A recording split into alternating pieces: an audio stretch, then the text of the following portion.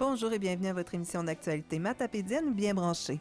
Cette semaine, dans l'édition du 15 février 2019, nous vous dévoilons les résultats de la deuxième compétition de ski de fond du circuit régional qui se déroulait au club de ski de fond Mont-Climont de Lac-aux-Saumons le 9 février dernier.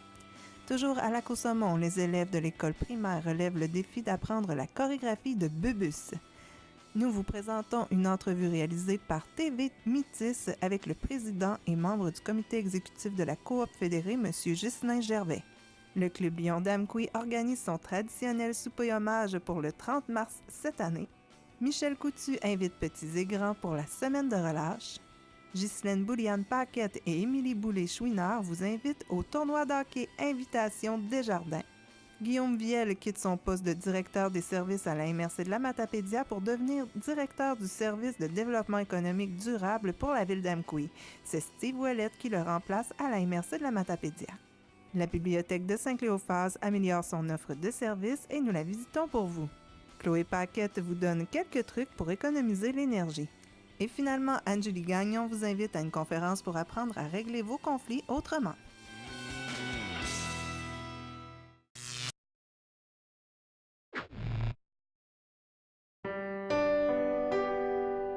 Cette semaine à l'émission Héritage, René Canuel rencontre Marie-Paul Bouliane.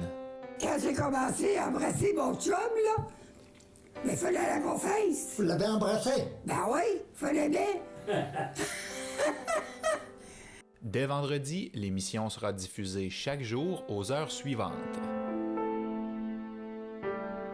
Une présentation du complexe funéraire de la Vallée. Le 9 février dernier se tenait la deuxième compétition de ski de fond du circuit régional. Les fondeurs et fondeuses du club Mont-Climont de Lac-aux-Saumons ont connu une fin de semaine fructueuse à domicile. Ils ont récolté un total de 16 médailles. Adam Roy, Clarisse Vaillancourt, Romain Boursier et Mélanie Gauthier ont décroché l'or dans leurs catégories respectives. Florent Pelletier, Chloé Vaillancourt, Noémie Thériault, Ophélie Dumoulin et Marquita Roy ont monté sur la deuxième marche du podium dans leurs catégories respectives. Théophile Dumoulin, Jean-Michel Gauthier, Delphis Dumoulin, Bao Charret, Florence-Émie Franqueur, Maxime Lévesque et Catherine Poirier ont remporté le bronze dans leurs catégories respectives. Van Barabé, Josh Tremblay, Noam Pelletier, Éloi Charret et Isabelle Paquin ont terminé leur course au 4e rang et finalement Liam Barabé et Claude Charret au 5e rang et Maxime Boursier au 6e rang. La prochaine course du circuit régional aura lieu le 2 mars à Saint-Antonin. Ces informations nous ont été transmises par Isabelle Paquin. Nous sommes à l'école primaire de Lac-aux-Saumons pour rencontrer les élèves de première et deuxième année qui ont appris la chorégraphie de Bubus. Et ils vont aussi répondre aux questions de Diane Bouchard sur les notions de sécurité en transport scolaire. Si tu échappes une chose par terre, tu sais quoi faire. Oh oui. L'autobus est plus gros que toi, tu la laisses là. Oh ça oui. Et si tu as comme but de traverser la rue, oh oui. Tu t'assures que le conducteur t'a vu bien vu. Tu regardes à gauche, à droite, à gauche, à droite, à gauche, à droite, à gauche, à droite. Bienvenue à bord de l'autobus. Fais ce que dit ton ami Bubus. Pas de pied dans l'allée, pas de choses sur le plancher, pas de tête par la fenêtre, faut que tu sois sage quand on arrête. Pas de pied dans l'allée, pas de choses sur le plancher, pas de tête par la fenêtre, faut que tu sois sage quand on arrête. Dans l'autobus, est-ce qu'il faut être debout dans l'autobus? C'est parce que, ou sinon, il peut avoir un accident. S'il arrête trop croche, ben ça se peut que tu tombes. Fait qu'il faut Tu te rester blesses. bien Assis. OK, dans l'autobus, il faut rester bien assis. Est-ce qu'il faut parler fort puis tirer la tuque des amis? Ben sinon, le conducteur voudra pas qu'il fasse ça parce que c'est pas correct. C'est vraiment pas correct pour les autres. Il peut perdre sa bouche, puis si on se lève, on peut faire vraiment un accident, puis on peut se faire Est-ce que ça se peut, les amis, que le conducteur, si ça bouge trop en arrière, qu'il soit déconcentré? Oui. Puis qu'il puisse pas regarder en arrière? Oui. En avant, hein? Puis s'il regarde pas en avant, est-ce que vous pensez que c'est sécuritaire? Non. Non, hein? C'est pas sécuritaire? Non? Parce que il peut genre se déconcentrer puis on peut faire un accident. OK. C'est super important, les amis, qu'on regarde comme il faut, que le conducteur, il regarde comme il faut en avant. Puis c'est super important que les amis, ils parlent avec leur ami à côté, mais ils parlent pas trop fort. Y a-t-il d'autres choses qu'on a vues dans la vidéo? Oui. C'est qu'il y avait un gars, puis là, Bubus, il avait comme échappé la pomme, puis là, il fallait pas qu'il la ramasse parce que tu la restes là, parce que ça se peut que c'était avec un ami. Pourquoi il faut pas ramasser quelque chose quand on est près de l'autobus? Parce que sinon, on peut aller en avant dans la ville, puis on peut mourir. Mais se faire écraser. Ben, il faudrait pas aller en avant de l'autobus puis ramasser quelque chose parce que sinon, ça serait le conducteur faudra à peu près tu manges 10 pas pour qu'il te voie. Wow! Ça, c'est bien, hein? Il faut s'éloigner de l'autobus, les amis, parce que l'autobus, c'est dangereux. Puis tout autour de l'autobus, c'est comme s'il y avait une grosse ligne rouge. Puis la grosse ligne rouge, c'est marqué « Danger ». Est-ce qu'il y en a qui auraient d'autres interventions? Oui, parce que si tu pousses un ami, il pourrait se cogner sur le bord du siège. Hey, oui, ça, c'est vraiment important, hein, les amis. On ne doit pas se bousculer dans l'autobus. Est-ce que c'est une salle de récréation, l'autobus? Non. C'est un moyen de transport. Puis vous savez que vous n'avez pas de ceinture de sécurité, hein? Puis on en parle beaucoup dans ce temps-ci. Puis les sièges d'autobus sont vraiment faits pour vous protéger. Fait que quand vous êtes assis sur votre siège d'autobus, si vous êtes bien assis, si le conducteur est obligé de freiner brusquement, vous allez placer vos mains devant pour vous protéger. Si vous êtes assis tout de travers sur le banc, là, il y a des bonnes chances que vous tombiez. Est-ce qu'on monte sur les bancs de neige sur le bord de la rue? Non. Parce que vous savez, quand on passe dans la rue puis qu'on ne voit pas les amis qui sont sur le banc de neige, ça peut être dangereux si vous glissez. Vous allez glisser en dessous de l'autobus. Et si on échappe quelque chose en dessous de l'autobus, qu'est-ce qu'on fait? Faut demander à un chauffeur d'arrêter. On se fait voir par le conducteur. Oups, on lève la main, on dit... pour que le conducteur il nous voit bien, ou si on est à l'école puis qu'on voit qu'on a oublié quelque chose, qu'on l'a échappé en dessous de l'autobus, on attend que l'autobus soit parti ou on demande à un professeur de nous aider. Mais il faut vraiment se faire voir par le conducteur de ne pas revenir sur nos pas. Là, je prends la dernière intervention. Il faut qu'on... Parce que si on fait du vélo, l'été, ben, puis là, le conducteur, il voit pas parce qu'il est comme... Son vélo, il est trop bas, mais il peut lui foncer dedans, puis là, il va avoir un accident. Les amis, que ça soit l'hiver, que ça soit l'été, il faut toujours être prudent sur la route. Hein? Fait que si on écoute bien les consignes, ben, votre conducteur d'autobus, il est là pour votre sécurité. Lui, là, quand il conduit son autobus, c'est super important que vous arriviez chez vous en toute sécurité. Puis vous arrivez à l'école en toute sécurité. Tout ce qu'il veut, c'est votre bien. Il veut pas qu'il arrive rien sur la route. Fait qu'il va tout faire pour que ça l'arrive comme il faut, puis que vous arriviez chez vous, puis que vos parents soient contents de vous voir. Ce matin, vous savez quoi? Il y a un conducteur qui est passé sur les autobus, sur les lumières rouges de l'autobus. Fait que le conducteur, le policier était derrière l'autobus. Ils ont vu le conducteur, là, ils sont partis après. Savez-vous combien ça coûte d'amende pour quand on passe sur les feux de circulation d'un autobus, en plus du danger qu'on met des jeunes en danger? Ça coûte 200 à 300 $ d'amende et c'est 9 points de démérite sur un permis de conduire. Fait que le monsieur, là, il n'y aura pas une belle Saint-Valentin.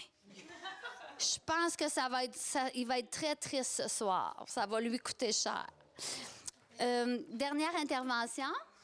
Moi, là-bas, maternelle 5 ans, moi, là, comme que je voulais parler, je levais la main, puis j'attendais mon tour pour que je parle au conducteur. C'est bien, ça. Puis même là, t'es patiente parce que ça fait longtemps que t'attends avec la main levée. Fait que les amis, comme ça, vous allez toutes bien faire ça dans l'autobus. On fait un petit rappel des consignes. On reste bien. Assis. On parle d'une voix. Est-ce qu'on joue? Non. Hein? On reste avec nos amis qui sont à proximité. On ne parle pas non plus à un ami qui est derrière l'autobus pour pas créer de beaucoup de bruit. Parce que le conducteur, ce qui est important, quand il conduit, il y a un gros miroir à côté. Hein? Fait que quand il y a un gros miroir à côté, quand ça fait ça dans l'autobus, il se demande qu'est-ce qui se passe puis il regarde derrière. Quand il regarde derrière, il peut pas regarder. En avant. Fait que c'est moins sécuritaire pour vous. Fait qu'on essaie de bien faire ça. Vous autres aussi, vous avez un rôle à jouer, hein? Vous avez un rôle pour aider le conducteur. Puis aussi, vous pouvez en parler avec vos parents. Puis vous pouvez aller sur le site M'as-tu vu? Il y a la belle chanson que vous pouvez faire danser vos grands-parents, danser vos parents, vos petits frères ou vos petites sœurs. Hein? Puis vous pouvez aller faire les jeux interactifs aussi. Fait que c'est le site. Savez-vous le nom du site? C'est M'as-tu vu? Parfait. Ben merci les amis de nous avoir écoutés. Vous êtes super gentils. Puis vous avez vraiment bien fait ça. Passons maintenant à une entrevue réalisée par TV Métis avec le président de la Coop fédérée, M. Ghislain Gervais. Eh bien, M. Gervais, qu'est-ce qui fait que vous avez accepté cette invitation de la Chambre de commerce? Écoutez, c'est une tournée des régions qu'on a entrepris cet automne pour rencontrer les principaux intervenants économiques dans différentes régions du Québec pour mieux faire connaître la Coop fédérée, son réseau de coopératives, l'importance qu'on accorde au développement des régions, au soutien qu'on apporte en région. C'est dans le cadre de cette tournée-là que je suis ici avec vous aujourd'hui. Vous êtes président depuis 2016, mais il faut dire que vous êtes producteur agricole vous-même.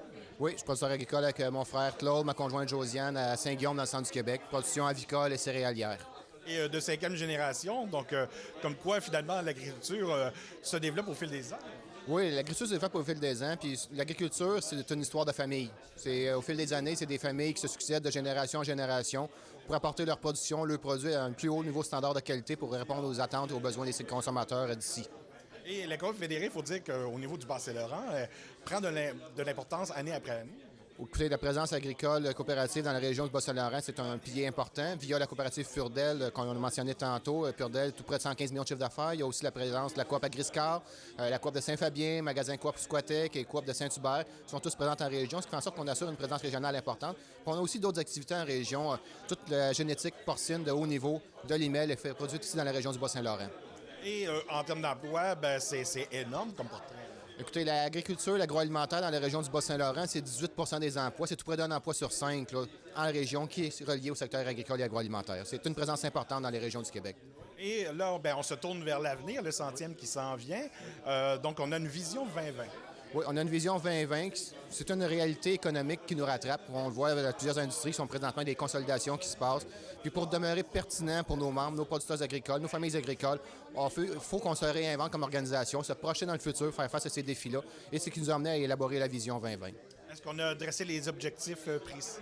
Oui, il y a deux objectifs précis, deux grands objectifs. Le premier objectif, c'est une consolidation des coopératives pour permettre à celles-ci de mieux jouer leur rôle auprès de leurs producteurs. Et le deuxième volet, c'est une mise en place d'une co-entreprise avec les coopératives consolidées pour aller directement aux producteurs agricoles dans un modèle d'affaires qu'on appelle un modèle one-step, ce qui fait en sorte qu'on se met ensemble, la Coop fédérée, la coopérative locale, régionale, pour mieux servir nos producteurs, rester pertinent pour ceux-ci, pour nous permettre de faire les investissements pour aider nos agriculteurs à relever les défis que ça lance. Même comme on dit, l'union fait la force. Oui, le modèle coopératif, c'est une force collective, c'est la même chose qu'on fait. Il y a un dicton qui dit qu'ensemble, on va vite, mais seul, on va vite, mais ensemble, on va plus loin. C'est ce qu'on pratique, c'est ce qu'on met en application. Et aussi, il ne faut pas l'oublier, lorsque l'on parle de coopérative, on parle d'implication dans le milieu, on parle de ristourne. Donc, pour les régions, c'est très important. Oui, c'est très important pour les régions, pour le développement des régions. Il y a le volet de la ristourne, mais tout un peu l'été passé, en 2017, on était présent en région via le défi vélo La Coop, où on soutient les organismes communautaires de la région. C'est près de 200 000 qui ont été recueillis en 2017. Il y a 150 000 qui ont été versés à des organismes de la région du Bas-Saint-Laurent. Un autre 50 000 à peu près à l'organisme au cœur des familles agricoles qui soutient les familles agricoles qui vivent des difficultés. C'est une façon, c'est un autre volet de la coopération pour démontrer notre soutien aux collectivités qui nous ont vu naître, les régions qui nous ont vu naître. Et il faut dire que pour l'avenir, ben, les défis, il y en a énormément. Entre autres, on pense aux accords internationaux qui font mal ou risquent de faire mal. Oui, c'est ça. Les défis ne manquent pas, mais il faut savoir qu'à chaque année apporte son lot de défis. Des fois, ces défis-là ça deviennent des opportunités. On pense aux défis climatiques, les défis politiques, les nouveaux accords, les défis environnementaux, les défis technologiques. C'est source de défis, mais en même temps, il y a dans ces défis-là des occasions d'affaires intéressantes qui se profilent pour le futur. Et comment jugez-vous disons, les accords gouvernementaux signés par le Canada? Comme j'ai mentionné tantôt, on est déçus de l'accord, le nouvel accord Canada-États-Unis-Mexique. On suit la situation de près, attentivement. On va voir les mécanismes de compensation qui vont être accordés aux producteurs, mais ça reste à voir là, pour le futur. On attend de voir les textes finaux de l'accord avant de porter notre jugement définitif. Il faut dire aussi que vous aidez les fermes aussi. Bon, les changements technologiques ont été énormes dans les dernières années quand même. Donc, vous apportez une certaine aide aussi aux fermes. Oui, bien, c'est notre soutien. C'est un peu ce qui fait la force de se regrouper tout le monde ensemble. On est plus équipés, on est mieux financés pour permettre de relever ces défis-là. Les investissements technologiques qui s'annoncent pour soutenir les agriculteurs. Parce que sur nos fermes, aujourd'hui, on génère beaucoup de données. Mais il faut savoir utiliser ces données-là. Puis pour utiliser ces données-là, ça prend des outils technologiques qu'une coopérative seule n'a pas les moyens de se payer. C'est pourquoi on regroupe nos coopératives ensemble pour avoir accès à de nouveaux leviers financiers pour pouvoir investir dans ces technologies-là et mieux soutenir nos familles agricoles. Et aussi, bien, au niveau de la relève, on y pense automatiquement. Bien, c'est une préoccupation qui nous anime depuis plusieurs années à la Coop fédérée. En 2008, on a mis sur pied le Fonds coopératif d'aide à la relève agricole. C'est près de 5 millions de dollars qu'on a investi pour soutenir les jeunes entrepreneurs agricoles à s'établir sur leur ferme. On leur a offert aussi des services de formation, d'accès à des professionnels. C'est 800 000 $ environ qu'on a investi de ce côté-là pour soutenir notre relève agricole qui en a bien besoin. Et il y a aussi la légalisation du cannabis. Comme dans tous les secteurs d'activité, il y a un impact chez vous. Bon, c'est un impact comme partout ailleurs. On est encore au balbutiement de cette nouvelle politique-là. On va voir au fil des temps comment que les gens vont s'adapter à cette nouvelle réalité-là, mais c'est un enjeu qui s'est rajouté dans le courant de l'année. Et lorsque l'on regarde, depuis votre arrivée et même avant, puisque vous êtes dans le domaine depuis longtemps, au niveau familial, le développement de l'agriculture, comment on le voit? Bien, ce développement de l'agriculture, c'est un beau secteur. Malgré tous les défis qui nous entourent, c'est un secteur qui est porteur, c'est un secteur qui est important pour l'économie du Québec, pour les régions du Québec. Comme je disais tantôt, il y a des défis, il y a des opportunités. Il faut savoir, en tant qu'agriculteur, en tant que famille agricole, comment on s'adapte à cette réalité-là, puis comment est-ce qu'on fait en sorte qu'on amène l'entreprise à un autre niveau pour que la nouvelle génération soit intéressée à s'investir dans ce secteur d'activité-là. Donc, on peut dire que l'agriculture et l'agroalimentaire au Bas-Saint-Laurent, Gaspésie et en région, c'est là pour rester. Oui, c'est là pour rester. Il faut savoir, depuis les débuts des origines de la colonie québécoise, il y a toujours eu de l'agriculture. L'agriculture est encore là aujourd'hui, puis l'agriculture est là pour rester.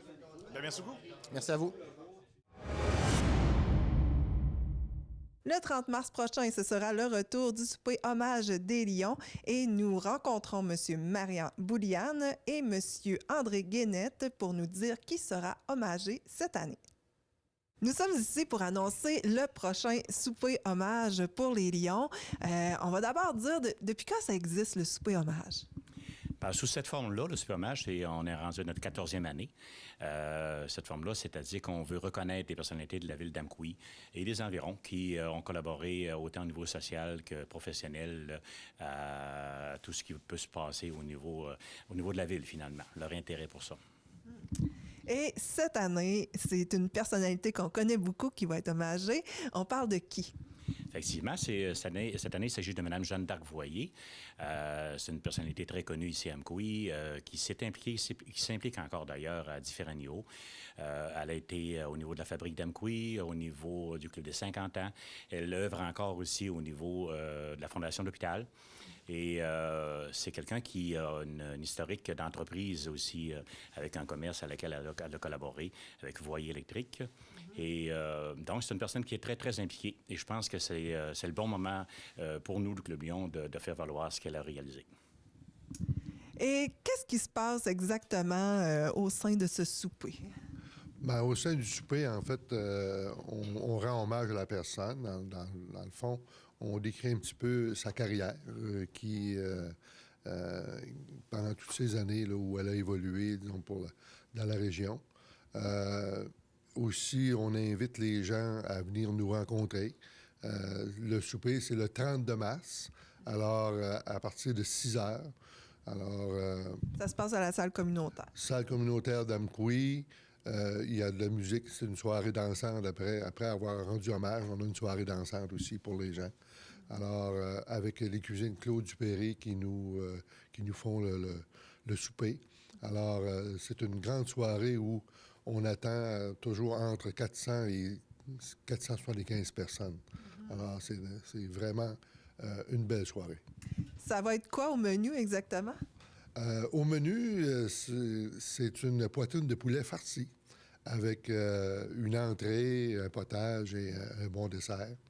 Et aussi, la joie de vivre aussi fait que dans ces soirées-là, ça devient tout à fait remarquable. Alors, ben, j'imagine qu'il y a plein de gens qui se demandent où peut-on se procurer les billets? Bien, effectivement, les billets sont disponibles auprès des membres des Clubs Lions ici à Amkoui. Donc, il s'agit de... Tout le monde connaît les Lions de toute façon. Tout le monde connaît une personne qui est impliquée au niveau du Club Lions. Alors, c'est très facile de communiquer et d'avoir la possibilité d'en recevoir finalement. Et j'aimerais mentionner aussi que... En fait, le souper qu'on fait, le souper hommage qu'on fait aussi, tous les profits qui sont amassés au niveau de ce repas-là ou de cette soirée-là, finalement, sont remis à des organismes locaux ici à Amkoui, dont la TV communautaire qui en a été bénéficiaire l'an passé aussi. Alors, c'est une tradition pour nous aussi et c'est pour ça qu'on invite tout le monde à venir finalement nous aider à aider d'autres mouvements dans ce sens-là. Très bien dit. Merci beaucoup à vous deux, puis on vous souhaite une belle soirée. Merci beaucoup. Bien. Merci. Et on vous attend en grand nombre. Merci. Voici maintenant d'excellentes suggestions pour vos enfants et vous durant la semaine de relâche. Nous rencontrons Michel Couty de Diffusion Mordicus. Michel, on est ici pour parler de la programmation qu'il va y avoir durant la semaine de relâche. Mais d'abord, j'aimerais savoir comment ça se passe pour Diffusion Mordicus jusqu'à maintenant, la vente de billets. Nathalie, ça se passe extrêmement bien, la vente des billets cette année. Je dirais qu'on s'en va sur un record à la billetterie, probablement du jamais vu dans l'histoire du diffuseur ici à Amkoui. Évidemment, la programmation est fantastique et on en parlait hors d'onde tantôt. Il y a des années où c'est pas comme ça. On doit faire avec ce qui se présente au niveau des artistes, avec les tournées qui sont en préparation. Mais l'an passé, je te dirais qu'on a tombé sur de belles offres en général. Donc, ce qui m'a permis de faire une programmation assez extraordinaire et de l'échelonner justement jusqu'à l'automne 2019. En mai prochain, on va lancer le reste de la programmation de l'automne 2019. Mais là, je te dirais que les choix qu'on a faits, c'est tout à fait formidable. Et là, la billetterie a explosé. On n'a jamais vu autant de ventes en pré-vente du temps que moi je suis pour le diffuseur. J'ai jamais vu ça. Donc, ça va extrêmement bien. Et pour la semaine de relâche, il y a des beaux spectacles pour les enfants, vraiment, là.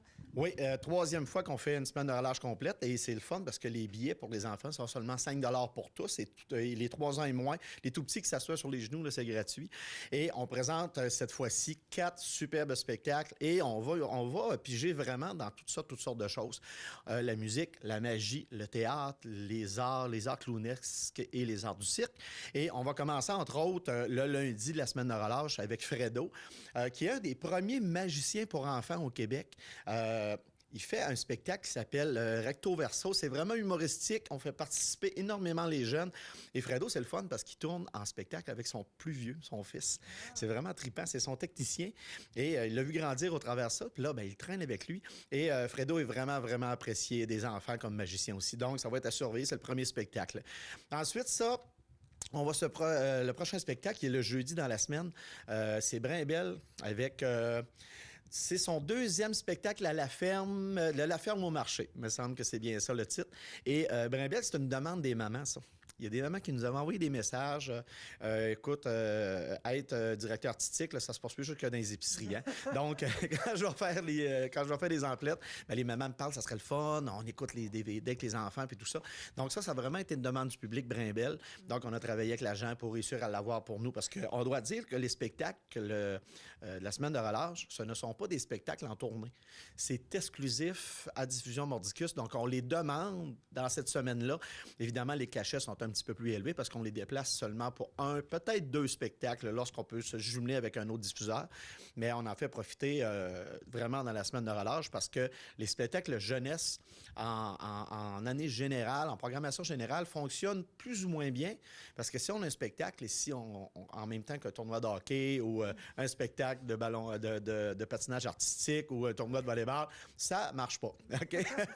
Donc, on en fait une semaine de relâche, donc les parents sont plus, ils répondent beaucoup mieux.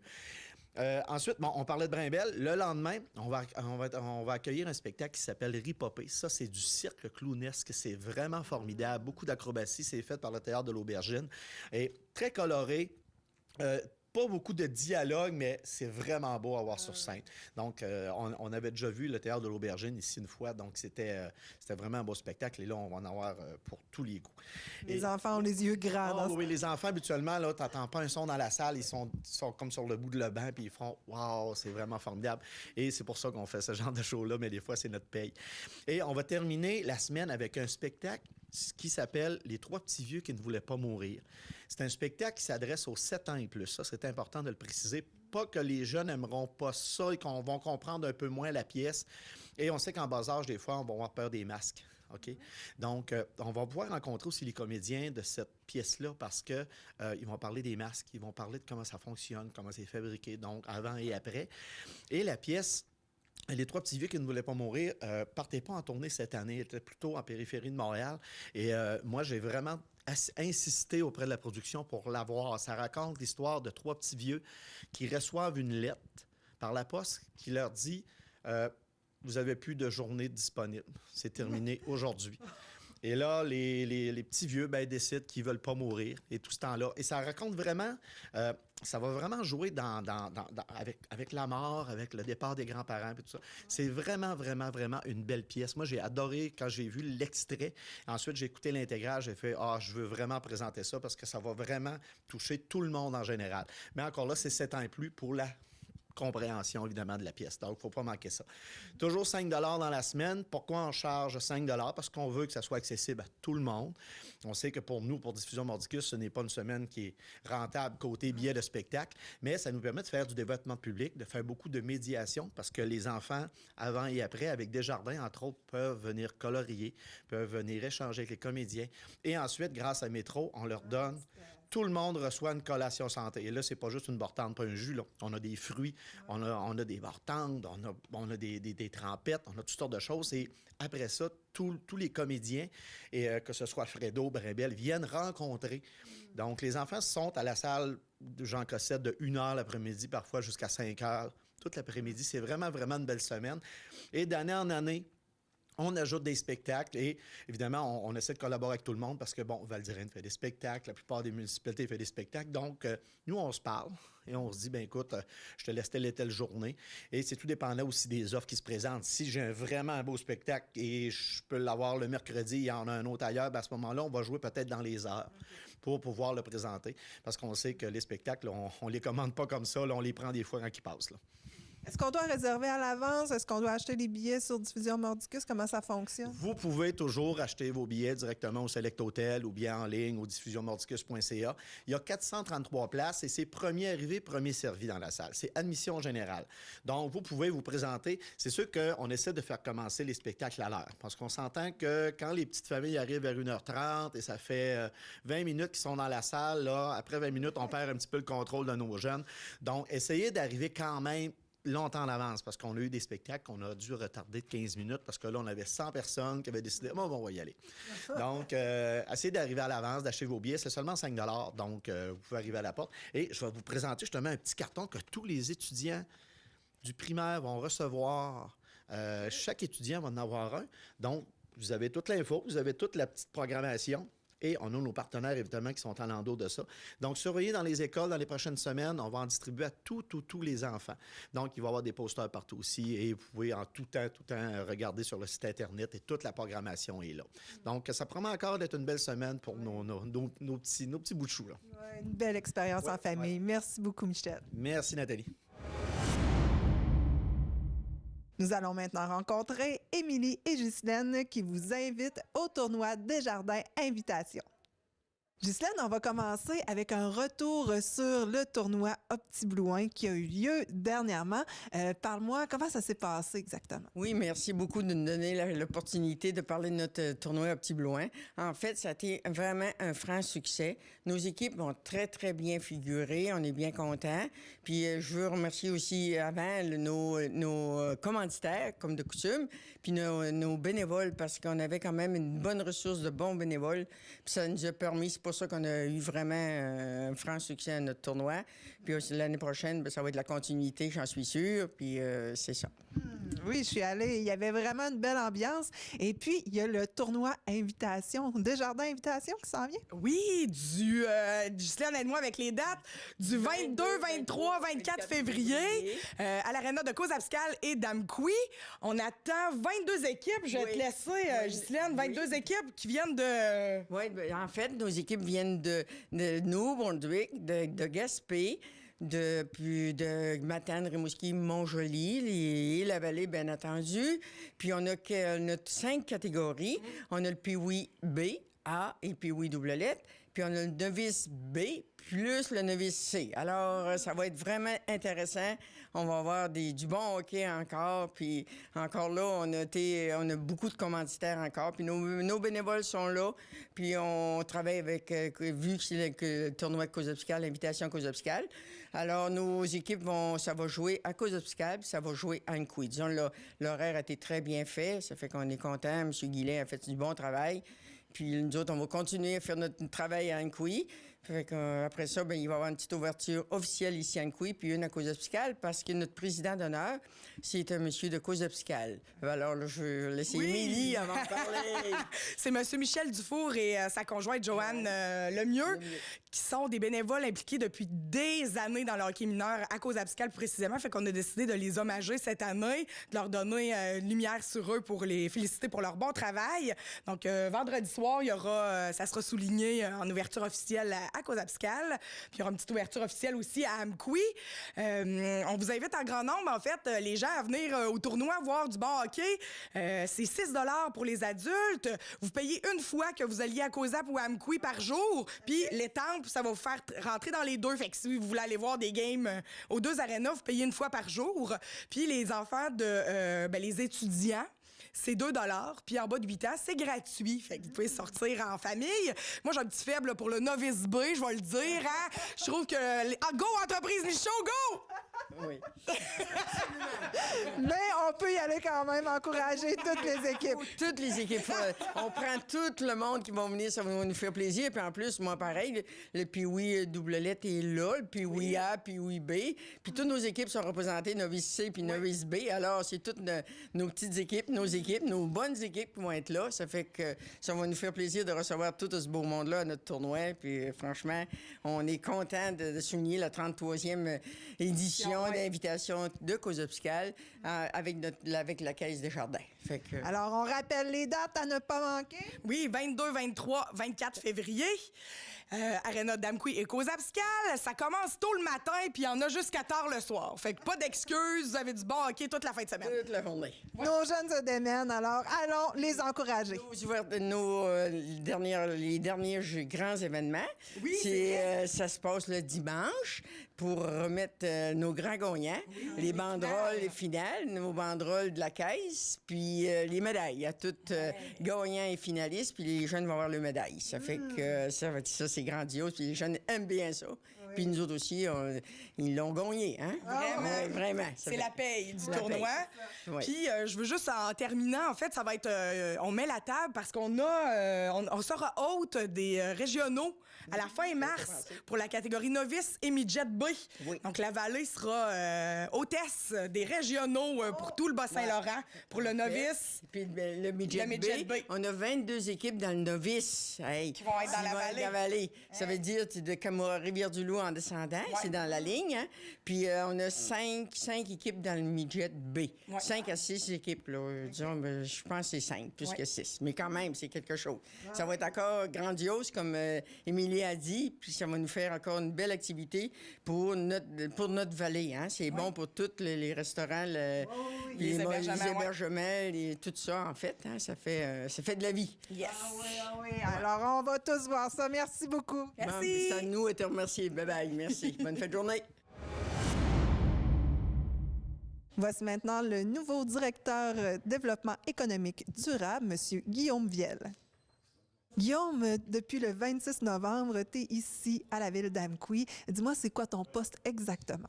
En fait, ici, j'ai le poste de directeur développement économique durable. Donc, mon rôle principalement est d'assurer le développement tant au niveau résidentiel, commercial et industriel, dans le fond, les 3 sphères importantes au niveau d'une ville, et s'assurer d'un plein développement dans ces 3 sphères-là. Et j'imagine que ton poste de directeur des services à la MRC de la Matapédia t'a beaucoup aidé. Oui, tout à fait, parce que ça fait quand même depuis 2007 que je gravite dans le monde du développement. Donc, cette expérience-là m'a permis d'aller chercher plusieurs informations, m'a permis aussi de connaître, d'avoir un bon réseau de contacts que je peux maintenant utiliser au niveau de la ville d'Amqui et faire en sorte de travailler avec les entrepreneurs, principalement au développement de notre ville. C'est quoi les plus grands défis ici, à la ville d'Amqui? Bien, écoutez, la ville d'Amqui, on est, comme plusieurs municipalités, entourées de terres agricoles. Donc, on a une complexité au niveau de l'expansion de notre ville. Donc, il faut développer par l'intérieur, on va dire ça comme ça. On a un défi aussi d'assurer d'avoir des terrains résidentiels disponibles pour les gens qui désirent s'implanter une résidence et aussi d'avoir, on va dire, une zone industrielle structurée. Donc, une zone industrielle structurée avec un aménagement qui est prévu à cette fin, ainsi qu'au niveau du développement commercial, s'assurer d'accompagner nos entreprises commerciales dans le but qu'elles puissent maintenir leurs activités et développer aussi nos artères commerciales. Est-ce que tu peux me parler de quelques projets en cours présentement sur lesquels tu travailles? Oui, effectivement. Des projets, entre autres, dernièrement, la ville d'Amqui a adhéré à Rue Principale. Rue Principale est une organisation qui va nous accompagner justement à élaborer des plans d'aménagement de bâtiments et ou d'artères commerciales dans le but de revitaliser des secteurs. Donc ça, c'est une des premières actions qu'on a entreprises. Et actuellement, on est en train aussi, lors du dernier conseil, on a adopté une résolution pour élaborer un concept d'aménagement dans une grande zone industrielle ici dans la ville d'Amqui. Donc d'élaborer un concept d'aménagement, ce qui veut dire les rues, l'aménagement des espaces, des terrains, tout ça dans le but qu'on ait quelque chose à montrer aux investisseurs potentiels. Et si des citoyens et citoyennes veulent te contacter, est-ce qu'ils peuvent le faire directement avec toi? Ben oui, tout à fait. C'est sûr qu'on y contacte soit par téléphone au 88-629-4242 au poste 1225 ou ils peuvent m'envoyer un courriel à développement@ville.amqui.qc.ca. Merci beaucoup, Guillaume. Merci à toi. Bonne journée. Nous voici à nouveau devant les bureaux de la MRC de la Matapédia parce que nous allons rencontrer le nouveau directeur des services, M. Steve Ouellette. Steve, tu es le nouveau directeur des services ici à la MRC, mais parle-moi un peu de ton parcours pour que les gens te replacent. Bien, moi, dans le fond, je suis issu du monde de l'enseignement. Puis, quand je suis arrivé dans la région, j'ai travaillé à l'avant-poste comme journaliste. Puis aussi, j'ai rentré chez Tremplin Travail comme conseiller en emploi. Puis, j'ai travaillé avec une clientèle adulte pour les aider dans leur recherche d'emploi. Puis, je travaillais en même temps avec les entrepreneurs, les entreprises du milieu. Fait que c'est comme ça que j'ai créé des contacts. Puis, à un moment donné, le poste de conseiller aux entreprises s'est disponibilisé chez Tremplin Travail et j'ai fait cet emploi-là pendant environ 1 an. Puis c'est ce qui m'a ouvert une porte à rentrer dans l'équipe du CLD à l'époque. Et j'ai été agent de développement rural pour ensuite devenir conseiller en développement local et territorial ici à la MRC. Donc, dans l'équipe CLD MRC, ça faisait 8 ans que j'étais dans l'équipe. Donc, bien connu ici à la MRC. Quels sont les défis du directeur de service ici à la MRC? Bien, comme directeur du service, dans le fond, j'ai 10 personnes qui font partie de l'équipe de développement ici. Donc, mon travail est de les accompagner, de les outiller puis de les aider dans leur accomplissement de leur mandat. On a différents mandats au niveau du développement de la Matapédia, que ce soit en tourisme, que ce soit en culture, en attractivité, mais au développement des affaires directement avec nos entreprises. On a aussi pour le recrutement, la rétention de main-d'œuvre et on a tout le support aux municipalités aussi qu'on offre en développement local et territorial. Donc, on a beaucoup de secteurs, beaucoup d'activités et moi, mon travail est vraiment d'accompagner tous nos employés, les soutenir, mais de travailler aussi en partenariat, oui, avec les maires, les élus, mais aussi les entrepreneurs, les acteurs du développement de la Matapédia. Je travaille directement avec eux. Parle-moi un peu des projets sur lesquels vous travaillez présentement, le plus concret. Bien, là, ça, on en a. On pourrait faire une émission juste là-dessus. Comme là, on a bientôt la semaine matapédienne de l'agriculture qui commence dans 2 semaines. Donc là, nous, on est partenaires avec d'autres partenaires au niveau de l'UPA, la SADC, le MAPAC. Puis là, je veux pas tous les nommer de peur d'en oublier, mais on travaille directement avec le monde agricole. Fait que ça, c'est une semaine d'activité. Il y a un brunch, des formations. Il y a l'anti-gala aussi qui se fait le vendredi soir. Donc ça, on est impliqué à ce niveau-là. On a les journées d'innovation qui s'en viennent fin février. On est impliqué dans une foule de projets. On est activement impliqué au niveau la Semaine des régions qui se fait à Montréal. Là, on a notre ressource, Christian Fournier, qui est parti là-bas pour justement parler de la Matapédia, puis faire du recrutement pour nos entreprises d'ici. Donc, on est vraiment impliqué dans différents secteurs. Puis je dirais en février, on a vraiment une foule d'activités à s'occuper pour être proactif dans le milieu. Et s'il y a des gens qui veulent, qui ont des projets, qui auraient besoin peut-être des services de la MRC, est-ce qu'ils te contactent directement ou c'est plus avec des gens qui sont de différents secteurs? Bien, moi, j'invite tous les gens qui ont des idées, des projets, que ce soit des projets d'entreprise ou des idées novatrices qui peuvent servir la Matapédia. Je vous invite à venir ici à la MRC. Le numéro de téléphone 418-629-2053 ou présentez-vous ici à la MRC. On va prendre le temps de regarder votre idée. On a des gens pour vous accompagner pour la mise en place. On va regarder ce qu'on peut faire. Fait qu'autant entreprise qu'organisme, on est là pour vous aider puis vous soutenir. Alors, merci beaucoup, Steve, et bon mandat. Merci. À même l'hôtel de ville de Saint-Cléophas, il y a la bibliothèque municipale. Il y a eu beaucoup de changements qui ont été faits et nous en discutons avec Hélène Dumont, responsable.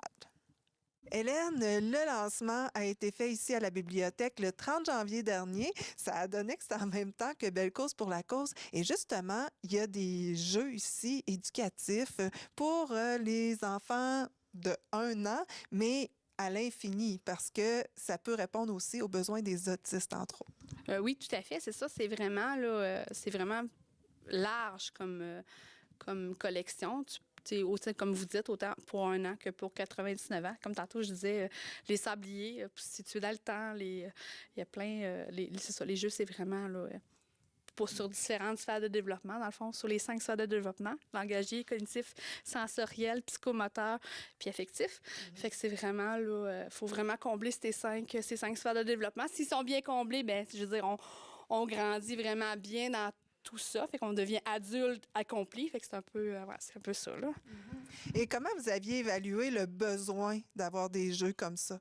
Bien, au début, là, comme je l'ai déjà dit avant aussi, c'était vraiment quand je venais à la bibliothèque, mes garçons n'avaient pas de jeux pour eux, juste des casse-têtes. Fait que là, à un moment donné, je me suis dit, là, c'est important qu'eux bénéficient de la lecture, même si mon plus jeune, il y a 13 ans, mais c'est pas les réécrits encore. Fait que, tu sais, je me disais, c'est important d'apprendre par le jeu, par les images et tout ça. J'ai cogné à plein de portes, au CRDI, au C3S, aux Amiram. Puis, tu sais, c'est ça. Je les ai demandé, êtes-vous capable de me donner 500 $ par bibliothèque, créer une collection pour tout le monde? Mais en fait, comment je pense, on n'a pas les moyens, mais sauf que oui, ça serait vraiment important que tout le monde bénéficie d'une bibliothèque. Fait que c'est un peu pour ça. J'ai créé conjointement avec le Fonds de développement de la MRC, cette collection-là, pour répondre aux besoins, puis pour que, justement, la Matapédia puisse en bénéficier via les bibliothèques, justement, pour que tout le monde profite de ce petit moment. Fait que la maman peut lire un livre, puis les enfants, eux, peuvent prendre un jeu éducatif pour eux, finalement. Fait qu'ils ont un sentiment... le sentiment d'appartenance pour eux, ils l'ont. Ils viennent dans la bibliothèque, ils ont un coin, c'est pour eux, c'est pas pour le voisin, c'est pas pour maman, c'est pour eux. Fait que c'est vraiment là. Ils ont le goût de revenir. Oui, c'est ça. Ils ont vraiment la petite attache qui fait que l'élastique qui revient. Fait que c'est vraiment, là, ça pour moi, c'est important. Là. On peut donner un ou deux exemples, par exemple, les sabliers. Oui, ben c'est ça tantôt. Là, j'expliquais justement là, les sabliers, c'est situé dans le temps. Tu sais, on dit, ben, un sablier, à quoi ça sert, pourquoi qu'on fait ça et tout ça. J'ai le 15 minutes dans mes mains, mais je vais prendre, mettons, le 10 minutes. Bon, je prends le 10 minutes. Là, je lui dis, bon, c'est l'heure du bain, c'est l'heure de la douche. Dans 10 minutes, c'est terminé la douche. Fait que là, tu vires le sablier, tu lui mets dans 10 minutes. Quand le sablier est terminé, ben il s'est situé dans le temps, il a pris son 10 minutes. On est au restaurant, bon, c'est long, ça prend du temps, les serveuses et tout ça. Tu dis, dans 30 minutes, on va avoir le repas. Fait que là, c'est vraiment l'effet de regarder le sable tomber. C'est apaisant, c'est rassurant. Même s'il y a du bruit, juste l'effet de... il se ressource, c'est quelque chose qui est bien. Là. Fait que c'est vraiment les sabliers, ça sert à ça. Il y en a à la bibliothèque, on commence à 30 secondes, on finit à 30 minutes. Fait qu'il y a vraiment toutes les étapes pour se situer dans le temps. Fait que ça, c'est quelque chose qui est très, très, très bien. La loupe, c'est niaiseux, une loupe, hein? C'est vraiment... Mais tu sais, comme la loupe, c'est vérifier les choses, les engordes. Il observe. Tu sais, nous, si on prendrait le temps de regarder dans une loupe les chiffres, les lettres, les formes, on s'émerveillerait. Fait que c'est un peu la même chose. Il y a aussi un autre projet que vous avez, c'est d'aller chercher des anciens jeux et d'en refaire d'autres. Oui, c'est ça. Là, cette semaine, même la semaine passée, c'est quelque chose qui m'agressait un petit peu parce que là, je m'aperçois que les bacs de récupération sont tout le temps pleins. Puis là, ils récupèrent plein de choses, mais ils récupèrent jamais de jouets. Hein? À part que les gros jouets qu'on va aller porter à l'éco-centre, mais les petits jouets de société, les cartes, les dés, les choses comme ça, on les met toujours dans le bac de récupération. Puis là, moi, j'aime ça créer, j'aime ça inventer des choses, j'aime ça recycler, remettre les jeux en service. Fait que là, je me dis que la collection, ça peut vraiment bien faire, tu sais, les vieux jeux de cartes, les dés, les choses comme ça, les jeux de société, les Lego. C'est quelque chose on peut redonner une deuxième, troisième, quatrième vie à nos shows. Fait que ça, je trouvais ça important, là, de recycler. Et là, on va aller passer à une autre section de la bibliothèque qui est très intéressante aussi. Oui, le côté vidéoconférence de la bibliothèque, oui. Hélène, ici, c'est un côté plus technique qui a été ajouté, un écran.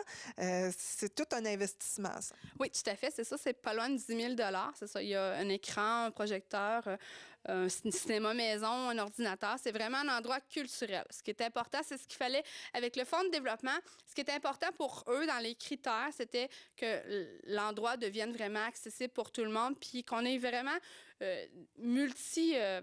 activités à l'intérieur. Fait que là, je me disais, une vidéoconférence, on n'en a pas à Sainte-Cléo, on n'en a pas vraiment beaucoup à beaucoup de petites municipalités. C'est sûr qu'on a une municipalité comme Amqui, Cause-Abscale, c'est sûr qu'eux ont des budgets plus grands, fait qu'eux en ont, ça fait longtemps.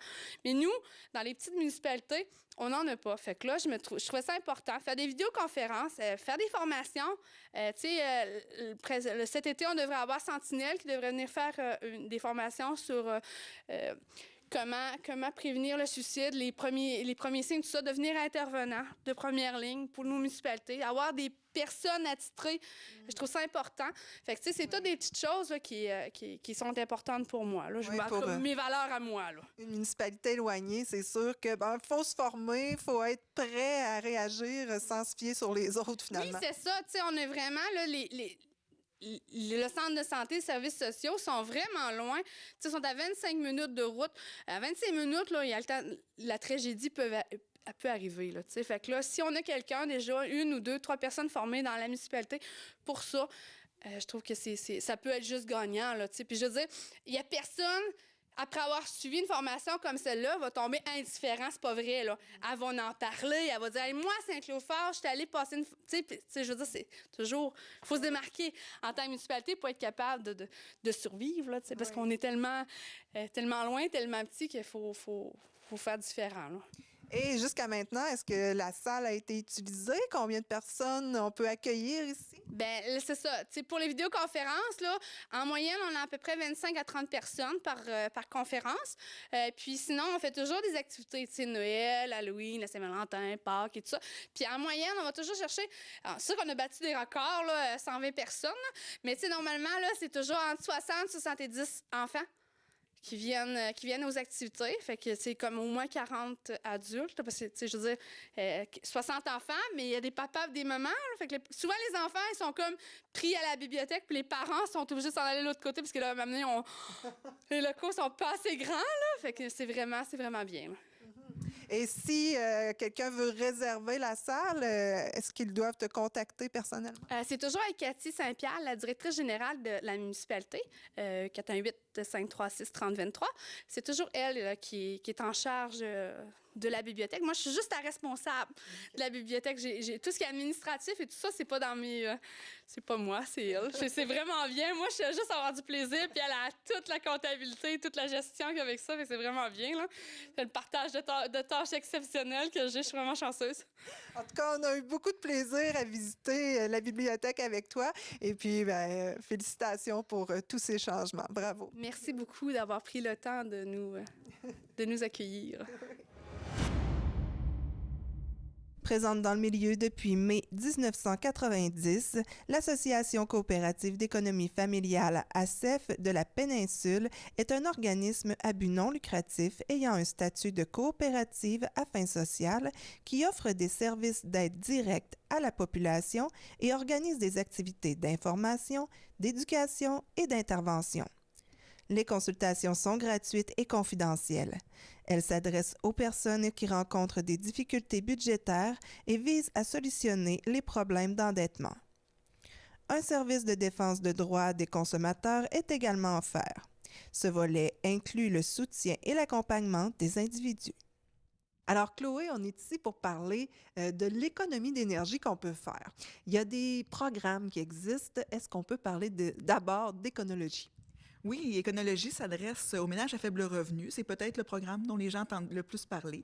Donc, ce qui est intéressant avec Éconologie, c'est qu'on peut y avoir accès, qu'on soit propriétaire ou locataire. Ça n'a pas d'importance, en fait. L'important, c'est que notre revenu ne doit pas dépasser un certain maximum, dépendamment du nombre de personnes qu'il y a dans le ménage. Et à ce moment-là, on pourrait bénéficier d'aide pour, en fait, faire réduire notre facture d'électricité dans le logement. Quand on parle de montant maximal, c'est quand même pas un montant minime là, de 15 000 $ par année. C'est quand même plus que ça. Oui, bien, ça va dépendre donc du nombre de personnes dans la résidence. Par exemple, on est 4 personnes. Le montant maximum du revenu familial ne devra pas excéder pour 2017-2018 46 362 $. Donc, c'est sûr que ça va varier. On pourra aller voir les détails sur le site d'Hydro-Québec ou encore de Transition énergétique. Ce qui est intéressant, c'est que les gens vont venir faire le tour de la résidence et voir où est-ce qu'il y a des fuites de chaleur, où est-ce qu'on pourrait réduire le débit d'eau. Donc, toutes sortes de petits trucs comme ça pour économiser sur notre facture d'électricité. Est-ce que ça peut faire une grosse différence? Est-ce qu'il y a eu des résultats intéressants? Bien, il y a des résultats très intéressants, d'autant que le programme revient année après année et après année. Si je ne me trompe pas, là, on a passé 10 ans là, de programme.